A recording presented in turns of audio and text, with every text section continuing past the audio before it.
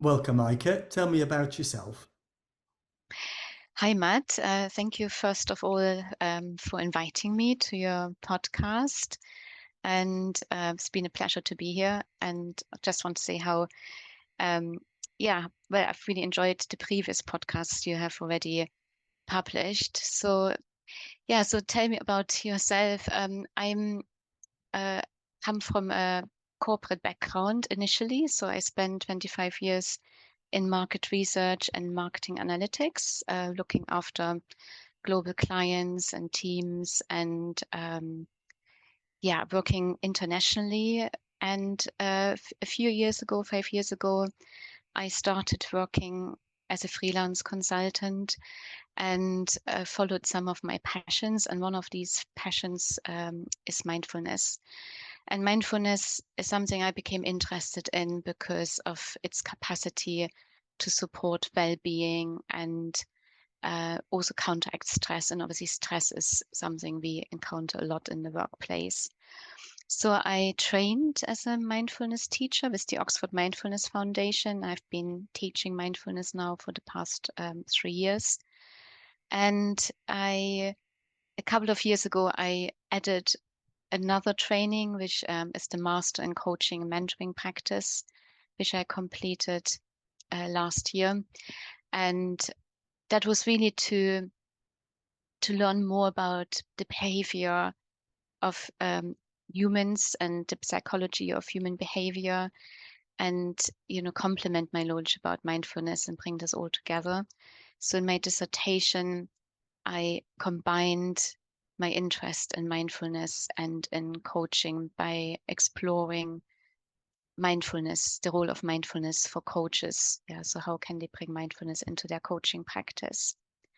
Yeah, and since then I've been publishing different articles based on my dissertation, on my research, and run trainings and webinars. And here I am today. Wonderful. What actually is mindfulness? Yeah, good question. So there are many different definitions out there, and the one I usually refer to is by John Kabat-Zinn, who is like the father of mindfulness here in the Western world. And he refers to mindfulness as an awareness that comes by paying attention on purpose in the present moment without judgment. And basically, in that definition, we have got three elements. One is the intention, and the second, attention, and the third is the attitude. So we intentionally pay attention, and the attitude is non-judgment. So whatever happens in the present moment, whatever the experience is, we are bringing openness and non-judgment to the experience. So that's in a nutshell mindfulness. And how's that different to what we normally do? Yeah, so that's a good question. And so why is mindfulness important? Basically, there is research there from Harvard highlighting that our minds wander. I'm sure we all know our minds wander. So half of the time, actually 47% of the time, we are thinking about the future or we're ruminating about the past. So we half of the time we are not present in this moment. And yeah, I'm sure we have all been there. Yeah, we have traveled from A to B in the car and we can't even remember how we got to our final destination because we were like planning and organizing our day, or we ruminated about something that happened in the past and suddenly we arrive and we have no idea how we got there.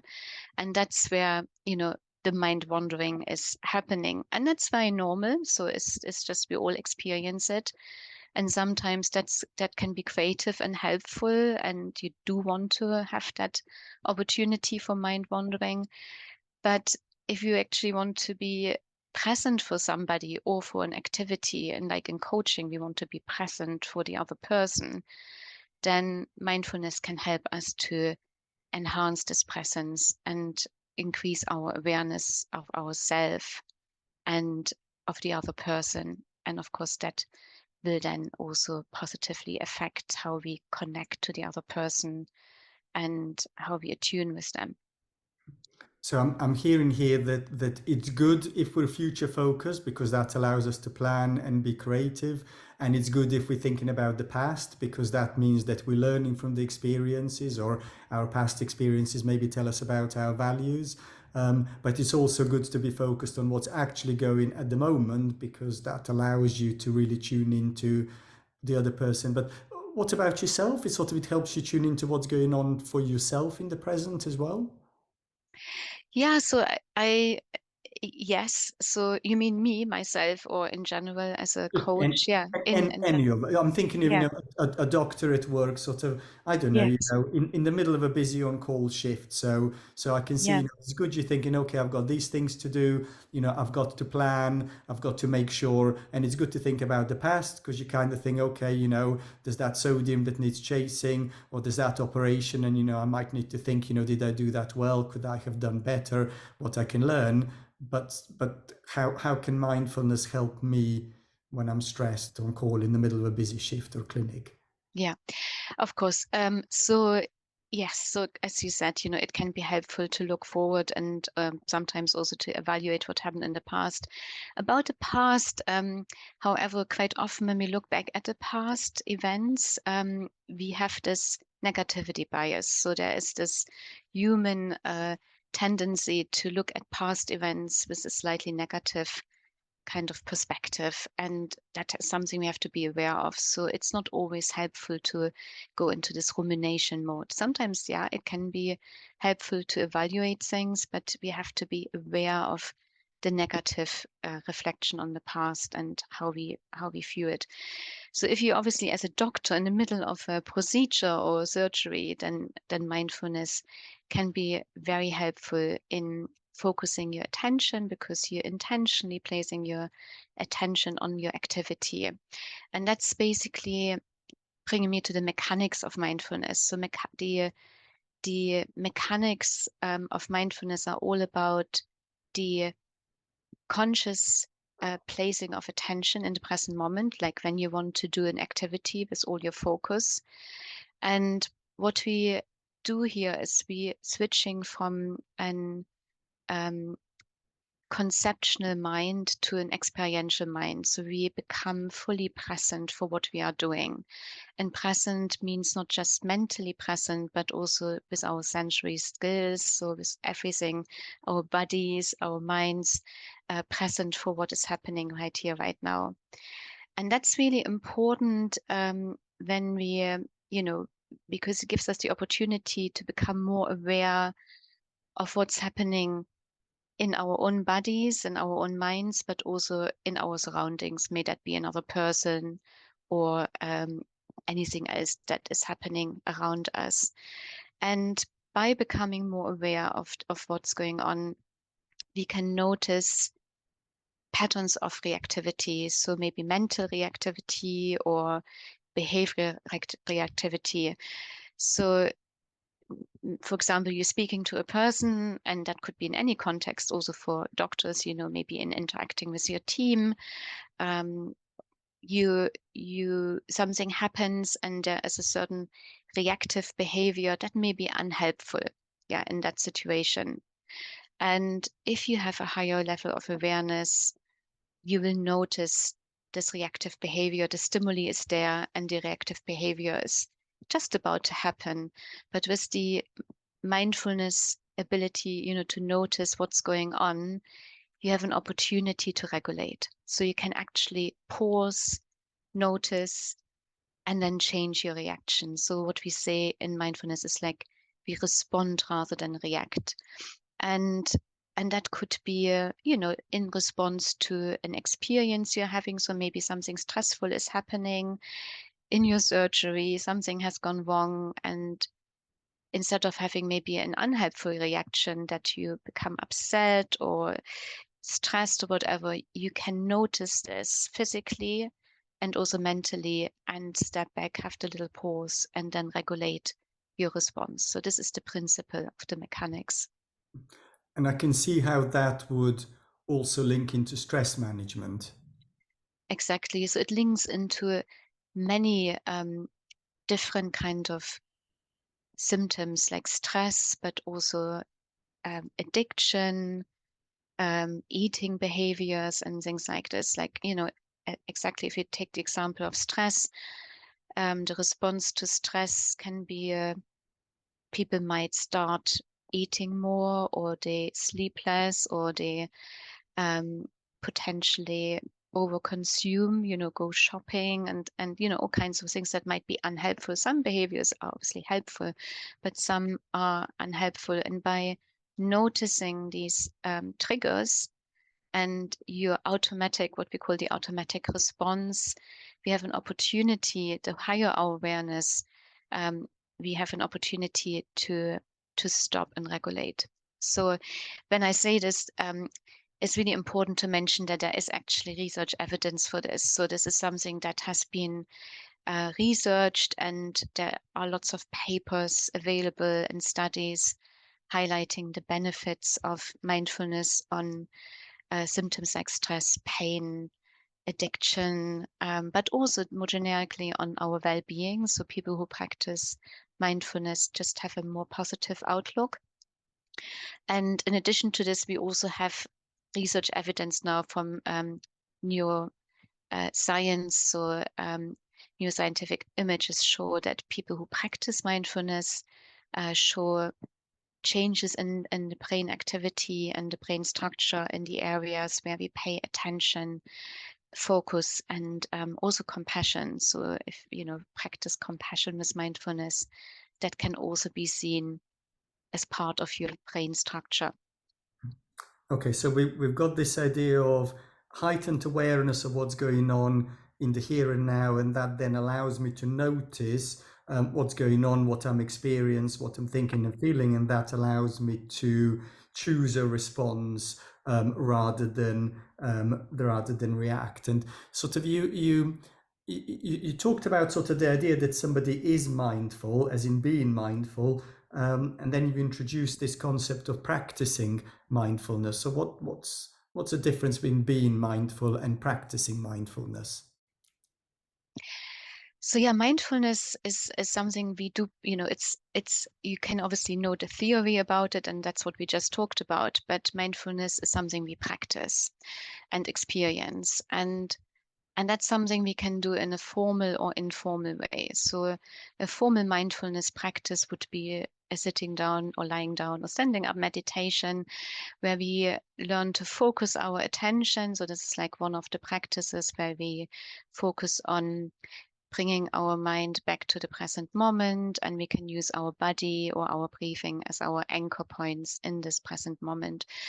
And I'm just remembering now a podcast you did with a lady called Anita, who was also talking about the concept of grounding yourself. And she mentioned, rubbing two fingers against each other just to bring yourself back using essential kind of physical touch. Yeah. And in mindfulness, we're doing something similar. We're using the focus on body parts or on our inhales or exhales as a method of grounding ourselves in this present moment. And it's something you can do by yourself, but you could also do it in the moment. So if you are talking to somebody or you are in the middle of a procedure and you notice that you're drifting off or you're becoming reactive, you could use these anchor points, which could be your hands, your feet, any body part, or just literally your breathing, to bring yourself back into this moment. So connecting to the physical body. And there are many more practices. So practices to focus on cultivating compassion, for example, or gratitude. And in every practice we do, we also cultivate specific attitudes, which I mentioned earlier. So when we talk about being non-judgmental and open and kind, that's something we actually practice with the mindfulness meditation. So in every meditation, we'll be reminded that we bring openness and non-judgment to the experience. And I think this is really important because we all know we should be non-judgmental, especially in coaching, or probably, of course, also in as doctors, to be non-judgmental and kind and compassionate. but knowing is different to actually doing it. And if you go into a practice and you experience discomfort or unpleasant thoughts, you have an opportunity to practice that kind of openness and non-judgment, because you have to sit there and you're engaging with these feelings and emotions that may be unwanted or unpleasant, and see how it is possible to be open and non-judgmental. So these are formal practices, but I also want to mention informal practices. So mindfulness is a way of life. So you could also be mindful when you eat, just eating a spoonful of whatever you eat or drink, and be mindful about it. So really noticing the texture, the taste, the flavor, and even if it's just one bite or one sip, and just realizing what it is, what you are consuming and what it feels like, and, really experiencing, exploring that experience.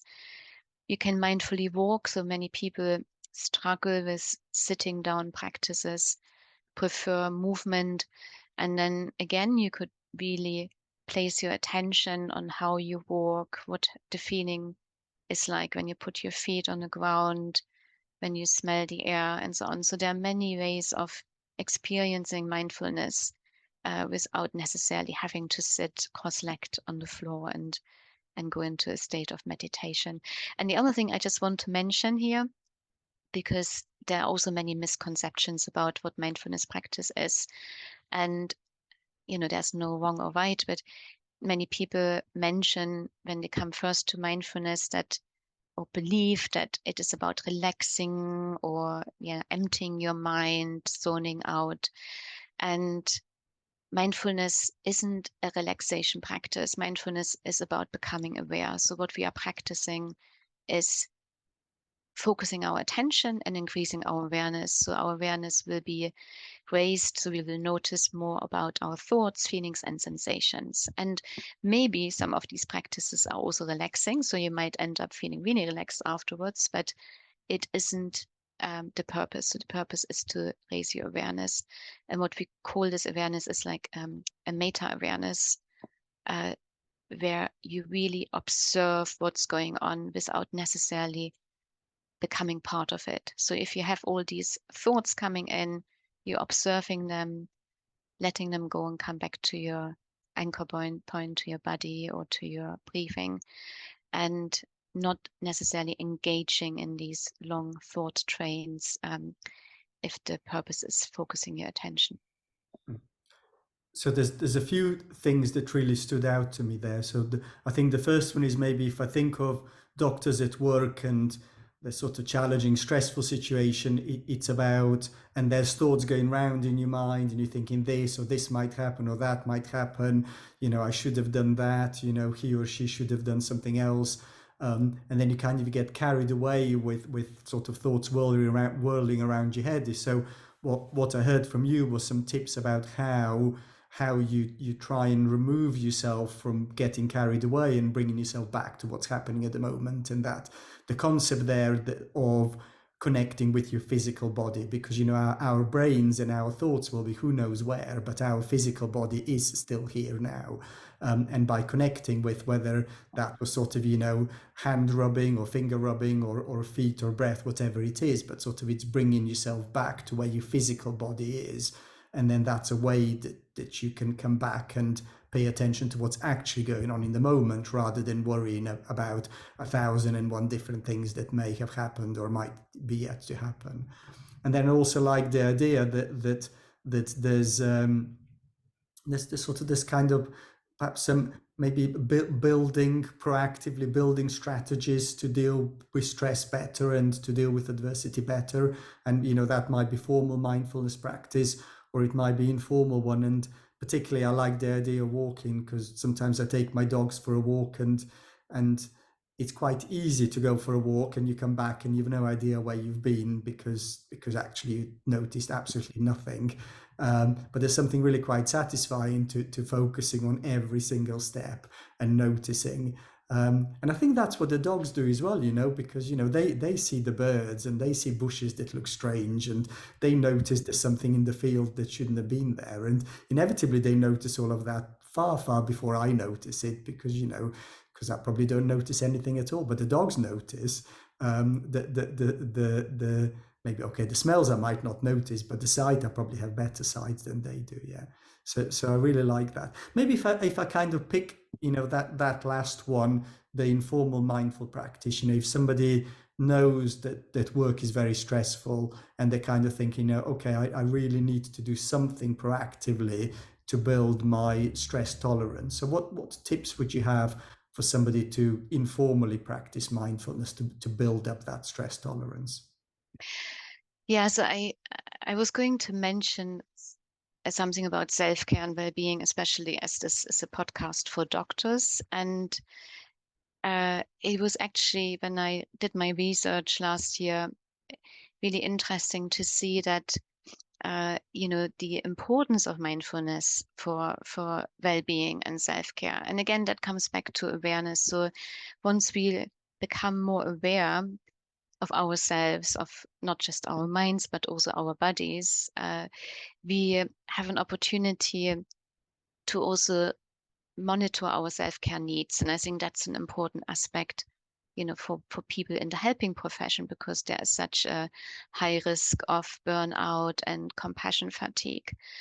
And so practicing these mindfulness practices like the mindful walking or just sitting down, also very short meditations where you literally just spend a couple of minutes, focusing on what's going on in your body, and then anchoring yourself by focusing then on your feet, hands, breath, whatever, and then coming back and see if it's possible to take a wider perspective on what is happening.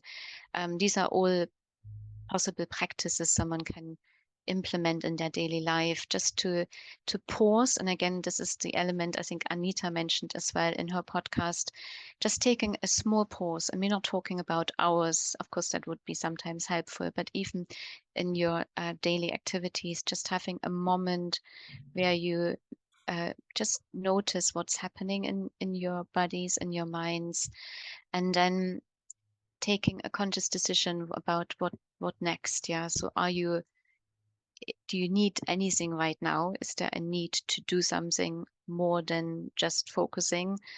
Or can you just go back, but with a different kind of attitude, or with a bigger perspective or different perspective to what you were doing in a mindful way?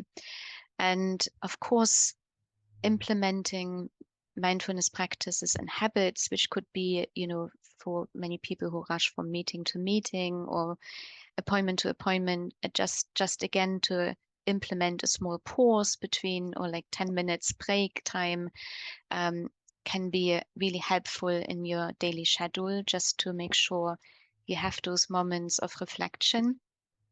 And the last element again is, if things have gone wrong, and we all have moments in life when interactions haven't gone the way we wanted them, or professionally something hasn't gone the way we wanted it to go, really notice when the harsh critical voice comes in and tries to tell us off in a negative way, not in a constructive way.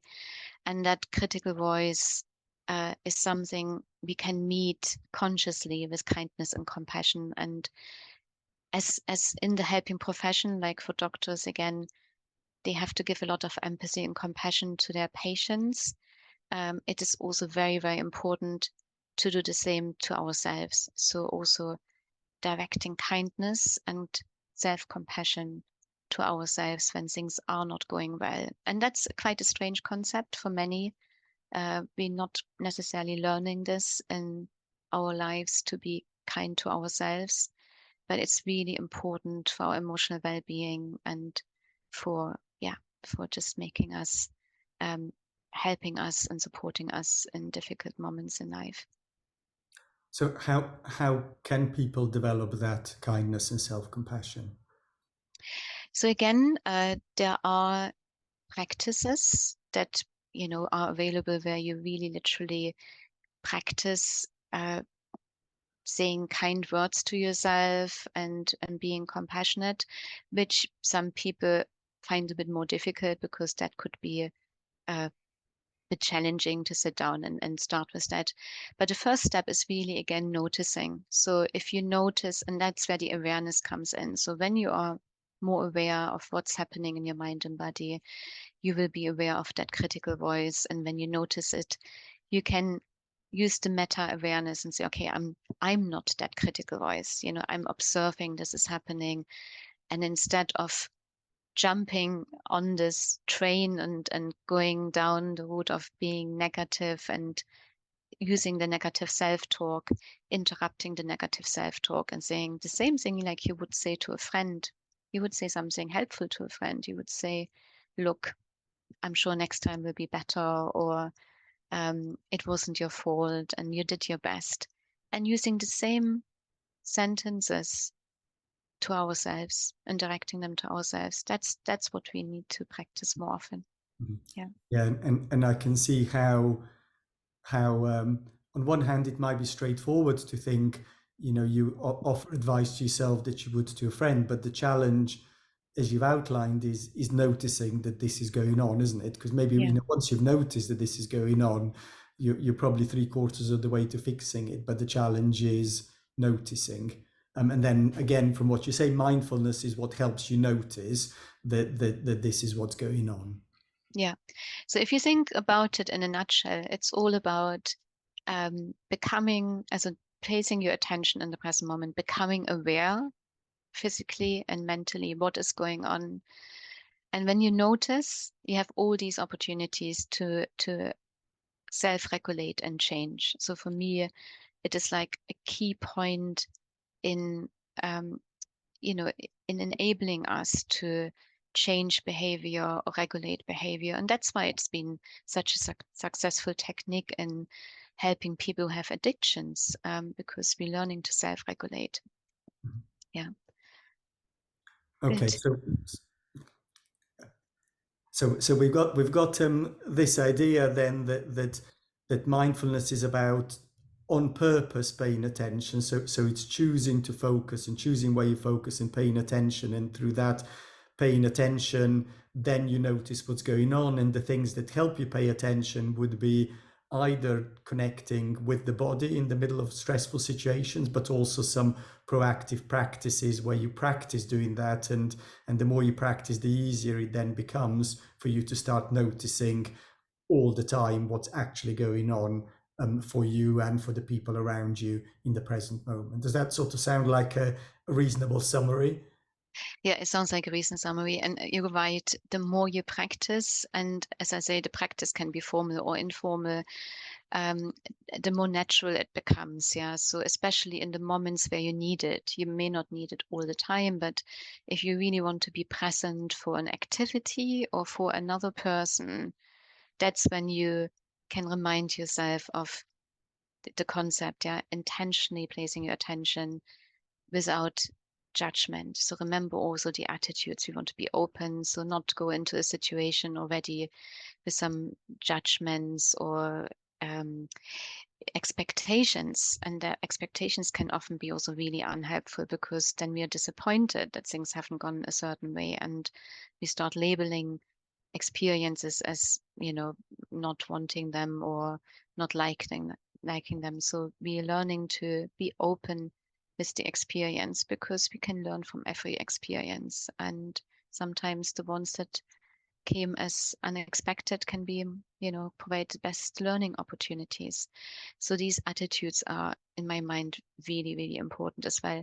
And not just directing these attitudes towards others and other experiences, but also towards ourselves. Also not to be judgmental towards ourselves, and to be kind to ourselves, which comes back to the compassion part. Okay, so Okay. my final question, what would be your top tips for doctors at work?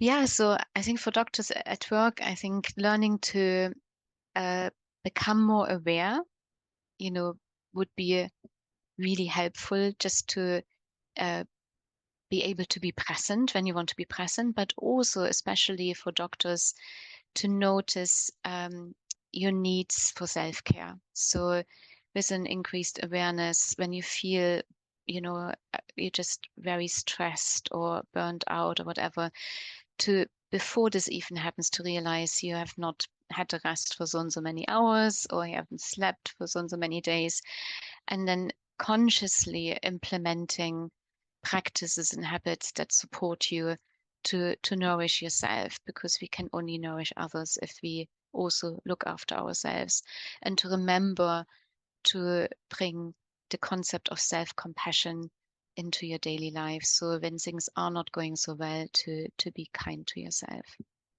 Wonderful. Thank you very much, Eike. You're welcome.